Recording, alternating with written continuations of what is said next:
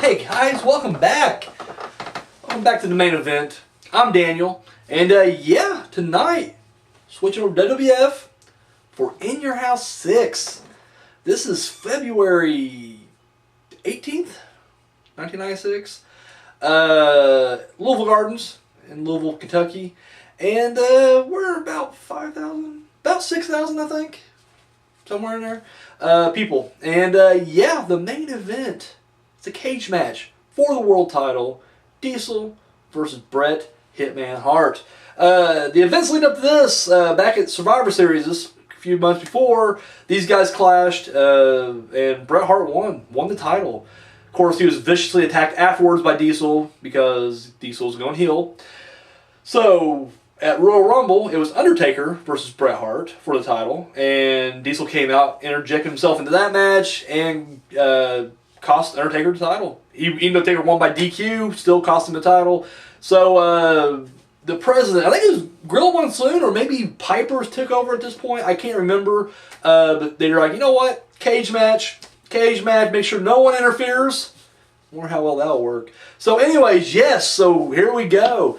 Man, this match, they did take it to it. I forget how brutal like Bret Hart's like corner bumps were. Like, dude, he runs right into that thing full body. I mean, how did he not crack sternums like hardcore every night?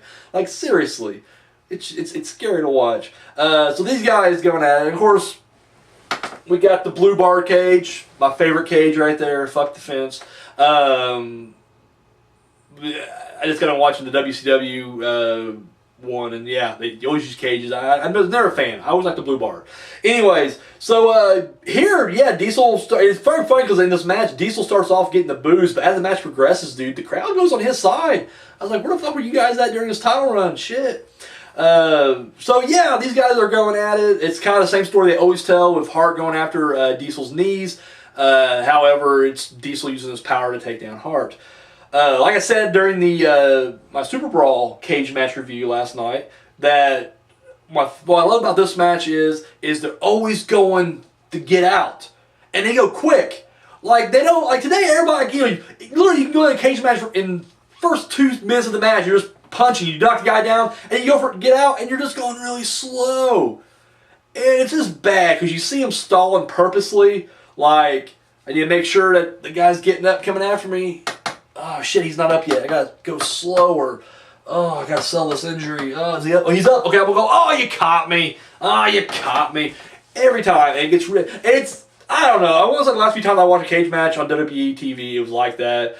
It's really bad on the indie scene, which I don't rip on the indie scene because I mean they're independent wrestlers. They're honing their craft. But when I'm watching it on WWE TV, I'm sorry, I don't want to see that shit.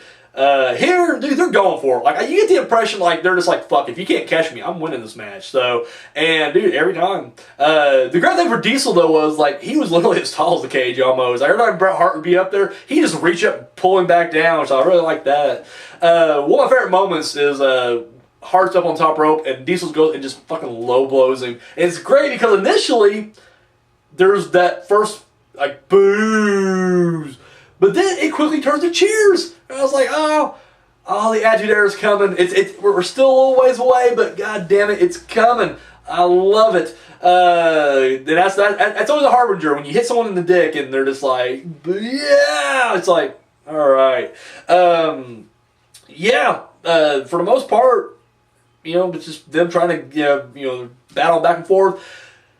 Diesel is getting out, and toward the end of the match, as he's crawling out there, Bret Hart grabs him by the legs. Of course, at this point, Diesel's already near the door. He's almost out, and he fucking kicks off, knocks Bret back, and I'm thinking, and of course, I've already seen this match before, but I just remember thinking at the time, like, oh shit, here he goes, he's going to get out. And then before he can even get himself, resituated, you see, they don't do a great reveal, because, I mean, unless you know it's about to happen, it really does just kind of come out of nowhere.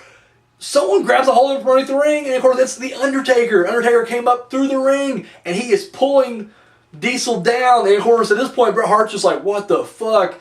Diesel's freaking out. He gets pulled down below. Smoke's coming up through the hole. Bret Hart's like, fuck it, climbs up, over, and out. He's done, taking his belt, going home.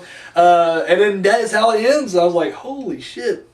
First time I watched it big shock. Like I was like, oh, you never saw anything like that. It's been done several times since then, and it usually is a pretty shocking moment. Even now, it's been done like 3 or 4 or 5, 6, 7 times.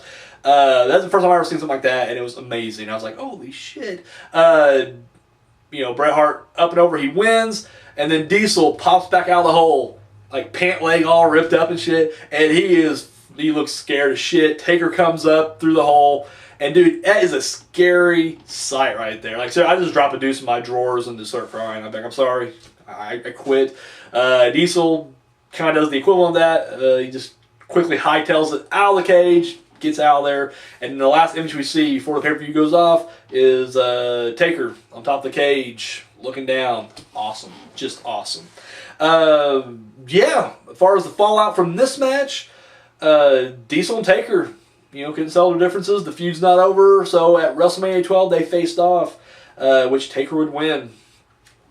Diesel could not derail the undefeated streak. I think at that point, Diesel only had one WrestleMania match in his belt. He was undefeated going into that match. He had a WrestleMania win over Shawn Michaels the year before.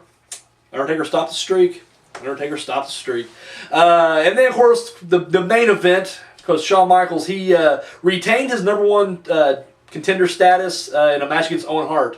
So, yeah, Bret versus Shawn at WrestleMania 12, and of course they made the match an Iron Man, 60-minute Iron Man match. But we'll talk more about that later on. So what about this match? I loved it. I fucking loved this match. Man, Bret Hart and Diesel, like literally, they should have done more of those two guys. I just feel like you could have done so much more. Like I said, the cage match, it was brutal. Hard hitting, and once again, it seemed real. Like even now, watching it, I was just amazed by how many close calls there was.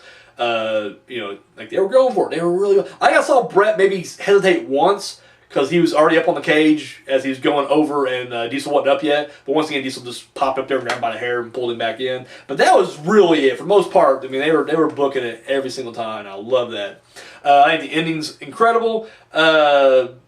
And this is one of those things where, I don't remember if anybody bitched about this online or not, but it's like, it was a great ending, I think, with Taker. I mean, once again, Diesel's already interfered on their match at Royal Rumble, so Taker's just repaying a favor, but in a big way. Like, way better than what Diesel did at Rumble. So, I mean, I don't know, the fact that it just kind of adds to Taker and his entire image there, I don't know.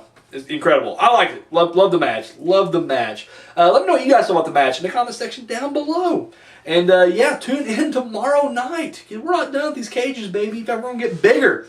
Because we're going to Uncensored 1996. Oh, heading over to WCW. I love it. All right, that's all I got, guys. Thank you so much for watching. Till next time.